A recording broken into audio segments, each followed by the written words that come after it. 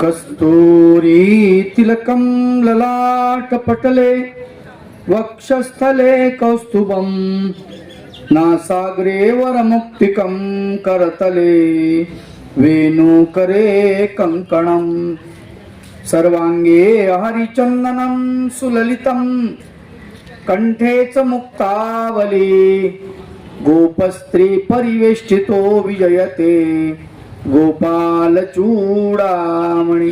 श्री गोपाल कृष्ण भगवान की जय, श्री दत्तात्रेय भगवान की जय, श्री चक्रपाणी भगवान की जय, श्री गोविंद प्रभु भगवान की जय, सर्वज्ञ श्री चक्रधर भगवान की जय। परब्रह्म परमेश्वर सर्वज्ञ श्री चक्रधर प्रभूंच्या अमृतमय लीळांचं आपण श्रवण करतो आहोत। काल आपण बघितलं परब्रह्म परमेश्वर चक्रपाणी भगवंत यांनी कामाख्याच्या निमित्तानं पुरत्याग केला। त्या देहातून त्यांनी ते परमेश्वर तत्व काढून घेतलं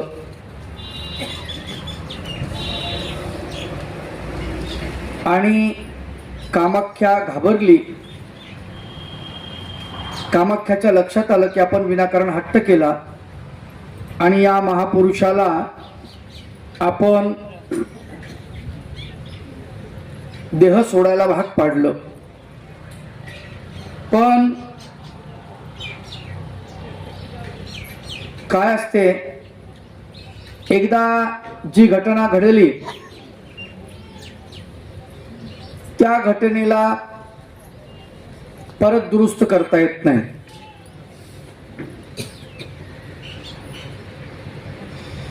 जसं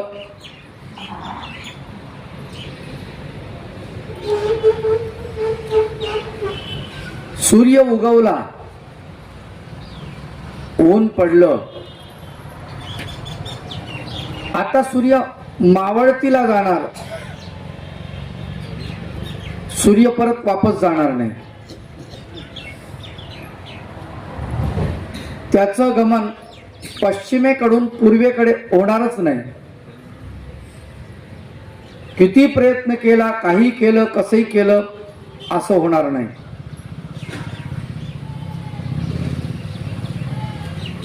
काही गोष्टी अशा असतात, बाळ जन्माला आलं, ते प्रौढ झालं, ते वृद्ध झालं आणि ते मेलं। मेलेल्याला जिवंत करता येत नाही, म्हाताऱ्याला तरुण करता येत नाही, तरुणाला बालक करता येत नाही, बालकाला गर्भात पोहोचवता येत नाही। असा उलटा क्रम कधीच नसतो। जी घटना घडली, मुख से निकला हुआ शब्द और कमान से निकला हुआ शर दोनों वापिस नहीं आते। तशी घडलेली घटना जी आहे तिला प्रायश्चितच नाही। किती रडलं, किती माफी मागितली, जे जे घडलं तिच्या हातून ते महाभयानक होतं, हे तिच्या उशिरा लक्षात आलं।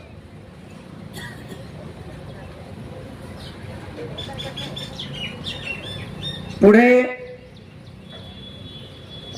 असं म्हणतात की तिला अनुताप झाला, कारण ती म्हणते या गुंफेमध्ये मी एका महापुरुषाला त्याचा देह त्यागायला भाग पाडलं, पण चक्रपाणी भगवंतानी काय केलंय त्याचं वर्णन पुढे ग्रंथकार करतात। योग साधनीच्या बळे नश्वर देह प्रत्येजिले स्वधर्मासी श्रेष्ठ मानिले श्री चक्रपाणीने. योग साधनाच्या बळाने काल आपण इथपर्यंत आलो होतो. नश्वर म्हणजे नासणारा, कुजणारा, सडणारा, तुटणारा, फुटणारा, मिटणारा देह, या देहाचा त्याग केला. स्वधर्माला श्रेष्ठ मानलं. ब्रह्मचर्य हा माझा स्वधर्म आहे, तो मी भंगू देणार नाही. हे व्रत जे चक्रपाणी भगवंतांनी धारण केलं होतं ते त्यांनी पूर्णत्वास नेलं. कुसुमातुनी गंध निघणे किंवा भानुपासून किरणे, तैसे देहातून या जाणे ईश्वर स्वरूपाचे.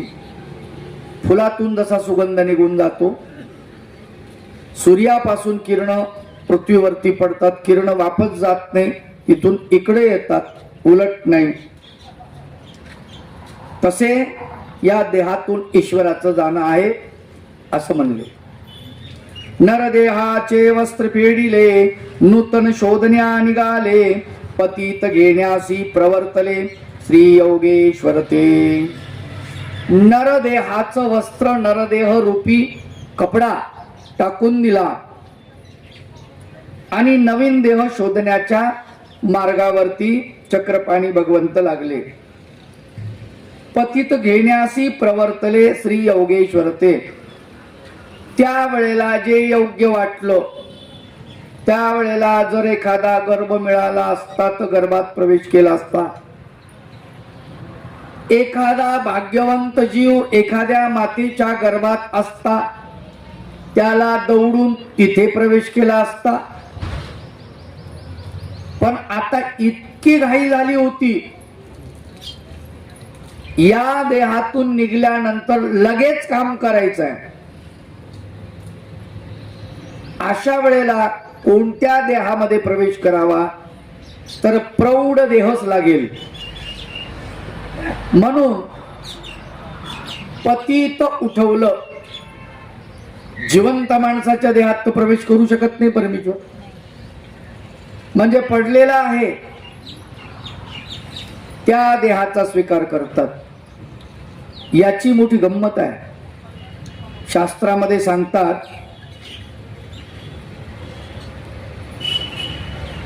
ज्या माता पित्याच्या पोटी भगवंत जन्म घेतात, त्या माता पित्यानं पूर्व जन्मामध्ये, पूर्व प्रमादामध्ये तशा प्रकारची आराधना केली असते, जोड जोडलेली असते, तेव्हाच त्यांच्या पोटी भगवंत जन्म घेतात. दवडणे, दुःखरूप फळाला जाणाऱ्या जीवासाठी किंवा पुढे त्याला दुःखच उत्पन्न होणार आहे, त्यानं जोडलेली कणव ते दुःख नष्ट व्हावं म्हणून त्या जीवाला भगवंत तिथून काढून देतात आणि आपण तिथे प्रवेश करतात. श्री गोविंद प्रभू बाबा. किंवा परमार्गाचा पडलेला, सांडलेला, फेकून दिलेला पदार्थ आपल्या उपयोगात आणला. मार्गाची भाजी आहे, मार्गाची चपाती आहे, पडली आहे, अरे ही फेकून देणार कुत्र्याला, जनावराला बरोबर नाही, आपण खाऊन टाकू. परमार्गाच्या वस्तूचा सांभाळ केला पडलेल्या,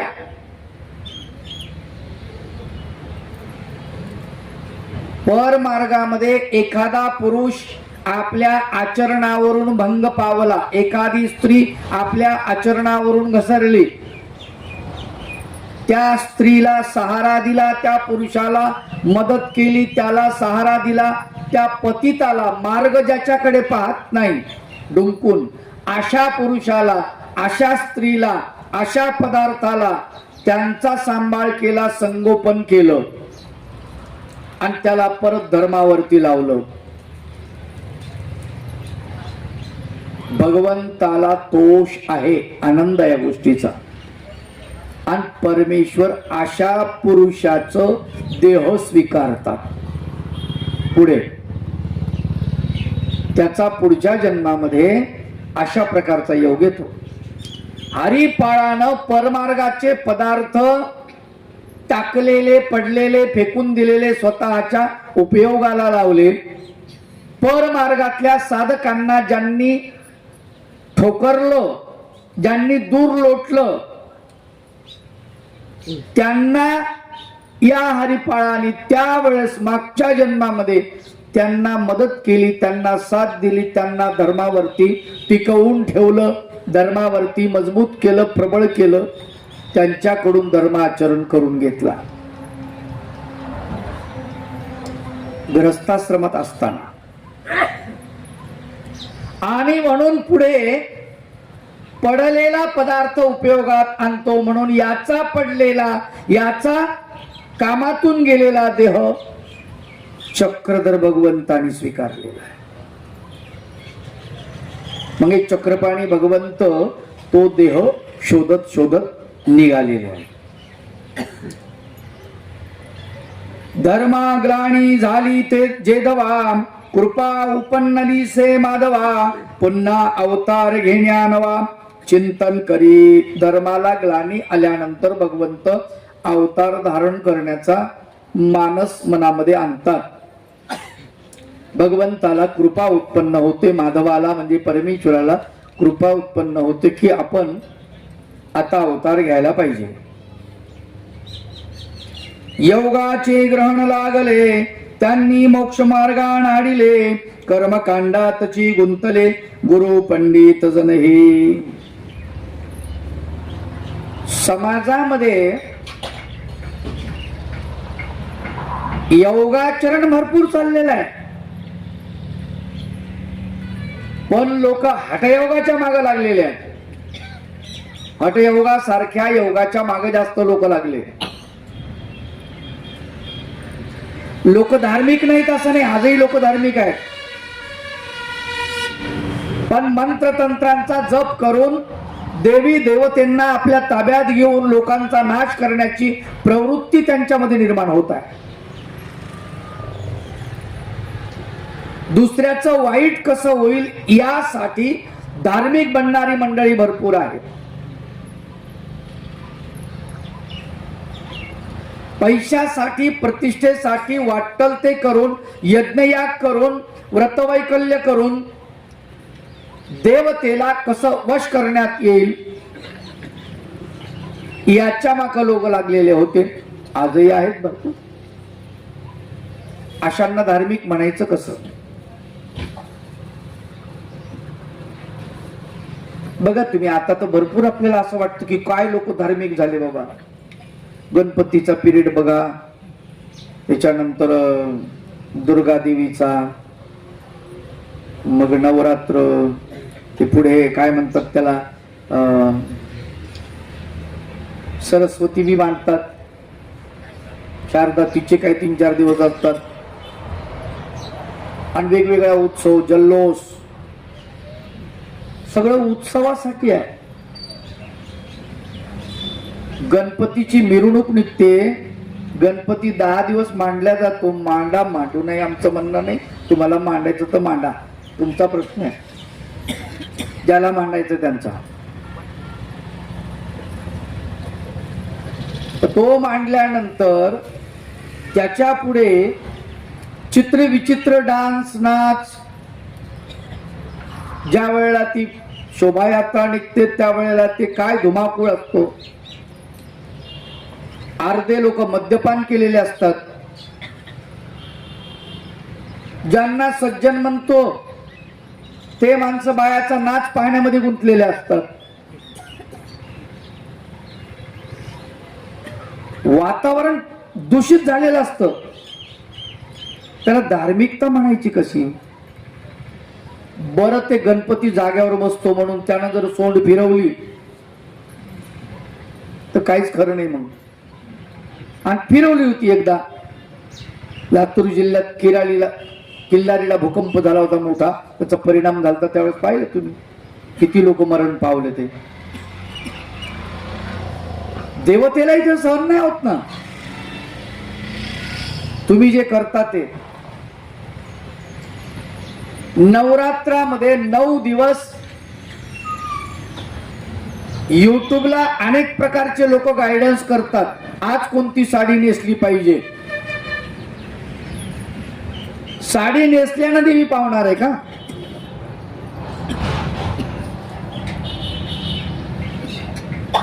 अवघड काम आहे.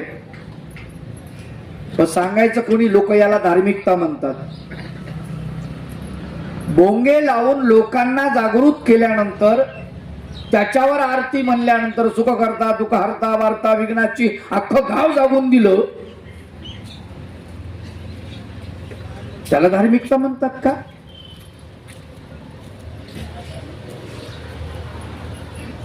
धार्मिकता त्याला म्हटल्या जाते आपण आचरण करत असताना आपल्या आचरणाचा दुसऱ्याला त्रास होऊ नये,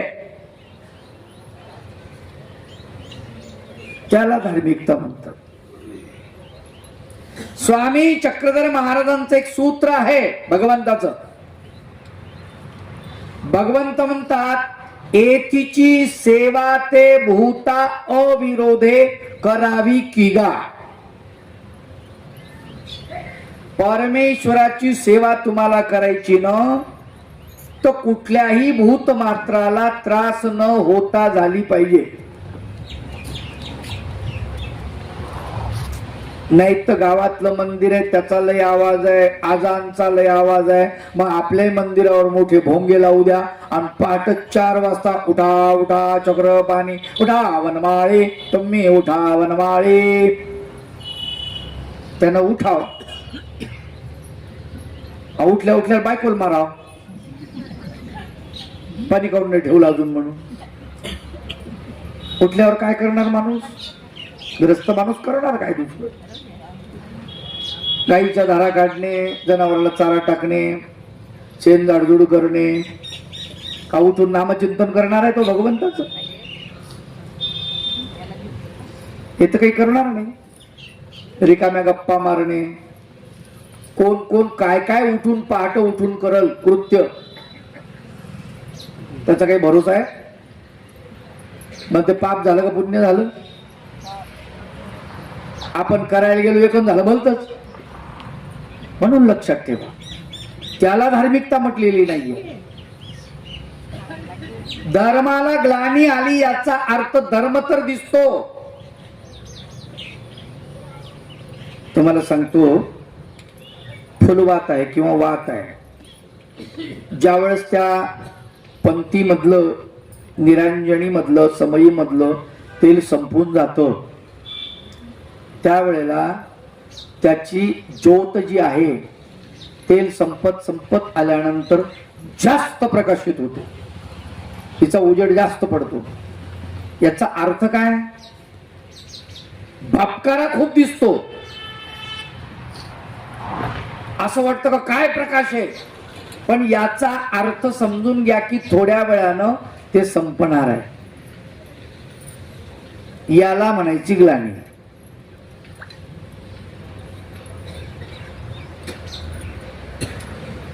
लाईट कमी जास्त होती,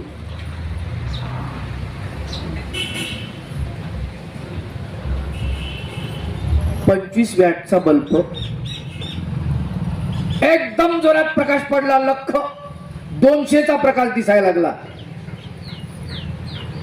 बल्ब टिकणार आहे का? इस्टिमेट खराब होईल. टीव्ही उडल, गिझर उडल, मिक्सर उडल, काय काय चालू असेल ते सगळं उडल.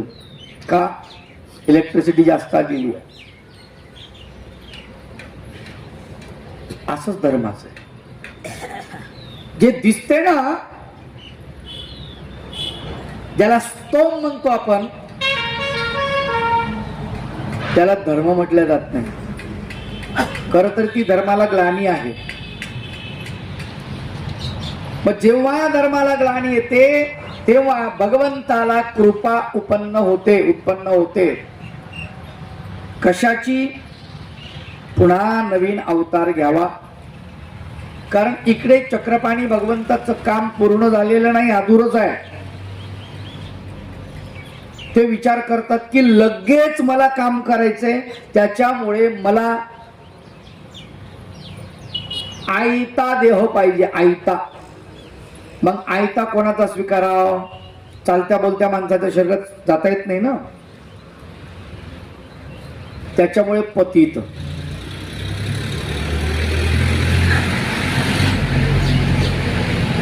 कारण या पृथ्वी तलावरती पंडित जन ज्यांना गुरु म्हणत होते अशी माणसं समाजाला नाडण्याचं काम, समाजाला लुटण्याचं, लुबाडण्याचं काम ते करत होते. ज्ञानाचे झाले अन्यथा ज्ञान, वर्णभेदाचे होय समर्थन, धर्मग्रंथाचे करीती लेखन, संस्कृत भाषेत. ज्ञानाचे अन्यथा ज्ञान झाले. अन्यथा ज्ञान शब्दाचा अर्थ असा, ते ज्ञान नाही,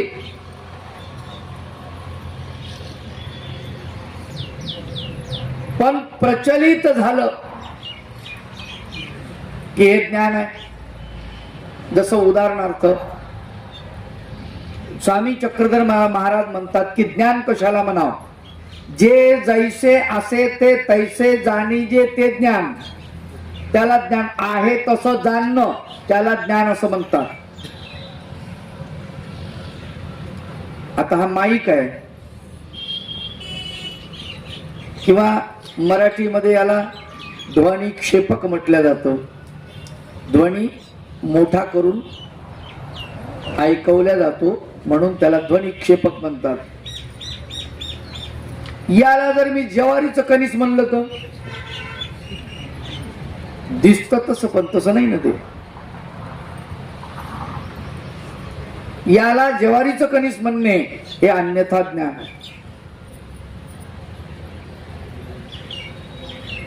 दुधाला दूध म्हणणे, ताकाला ताक म्हणणे ज्ञान आहे.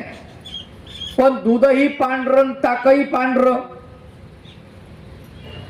ताकाला दूध म्हणणे हे अन्यथा ज्ञान आहे. पतंग, पाकोळी आणि वाघ दोघांचे रंग पिवळे आहेत, सारखे आहेत, चट्ट्यापट्ट्याचे.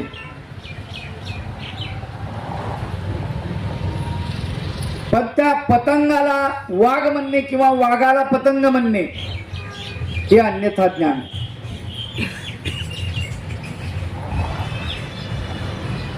तस परमेश्वराला देवता म्हणणे, देवतेला जीवात्मा म्हणणे, जीवात्म्याला परमात्मा म्हणणे, परमात्म्याला प्रपंच म्हणणे, प्रपंचाला देवता म्हणणे हे अन्यथा ज्ञान आहे. तर असं अन्यथा ज्ञान माजलेलं होतं. लोकाला काही कळत नव्हतं. सर्वसामान्य लोकाला आजही कळत नाही. त्याला काय वा म्हणते, देव देव, कुठे हात जोडायचे, आपल्याला काय. त्यांनी समजून घेतलं नाही, ऐकून घेतलं नाही, प्रश्न विचारले नाही. आम्ही काय बाबा अडाणी माणसं, आम्हाला काय कळते. अडाणी माणसं तर शिका, ग्रंथ वाचा. नका कोण्या गुरुवर श्रद्धा ठेवू, पण ग्रंथ तर सांगतात ते तर वाचा कमीत कमी. तर्क बुद्धी तुम्हाला भगवंतानं दिली, त्याच्यात तर्क करा. ती तर समजते की नाही. पण लोक तेही करत नाही. आणि या धर्म मार्तंडाने स्वतःचे ग्रंथ निर्माण केले. परवा दिवशीच मी सांगितलं, हेमाद्री पंडितांनी चतुर्वर्ग चिंतामणी नावाचा ग्रंथ लिहिला. एका वर्षामध्ये 3,500 व्रत केले पाहिजे. प्रपंचामध्ये माणसाने किती व्रत केले पाहिजे म्हणले? 3,500 एका वर्षात. कसं शक्य आहे? त्यानं जेवण कधी करायचं, तोंड कधी धुवायचं, दात कधी घासायचे, आंघोळ कधी करायची, संडासला कधी जायचं, कपडे कधी बदलायचे, कपडे